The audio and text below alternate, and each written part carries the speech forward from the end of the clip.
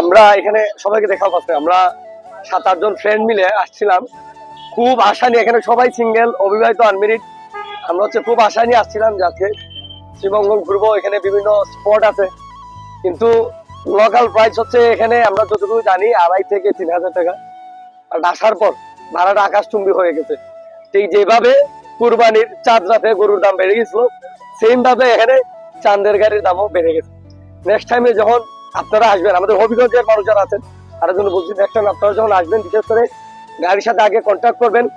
তাদের বিহেভিয়ার অনেক ভালো ড্রাইভারদের, বাট ভাড়াটা মানে অ্যাকচুয়ালি টু মাচ, যেটা আমরা যারা স্টুডেন্ট আমাদের জন্য অতিরিক্ত থেকে অতিরিক্ত হয়ে যেতেছে। আবহাওয়া আর ভিডিও রিভিউ ভালো অথবা খারাপ কি দিব যায় না, এটা ফার্স্ট টাইম আমরা সবাই আসছি, স্পট গুলা ঘুরাই, জায়গায় জায়গায় দেখি। এই ভিডিওর মাধ্যমে আজকে আমাদের ড্রাইভার মামা উনি সহ শ্রীমঙ্গলের পুরো ভাবমূর্তি আমরা এখানে প্রকাশ করব, এবং ভাড়া অনুযায়ী এই গাড়িগুলো আপনি কত টাকা দিয়ে নিতে পারেন বা কত টাকা নিয়ে এই গাড়িগুলো ভাড়া নিলে এটা আপনার সামঞ্জস্যের ভিতর হবে।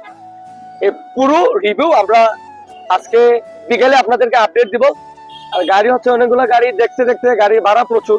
এখানে আমরা অনেক জেমে পড়ে থাকতে থাকতে লাস্ট একজন মামার গাড়ি আমরা ফাইনাল করছি এখানে 4,000 টাকা দিয়ে। তারপর উনি আবার কনসিডার করে আমাদেরকে 400 টাকা কম রাখছে। তো যারা শ্রীমঙ্গল আসবেন অবশ্যই আগে কথা বলে আসবেন, আর এখানে এসে ঈদ লগনে আসবেন।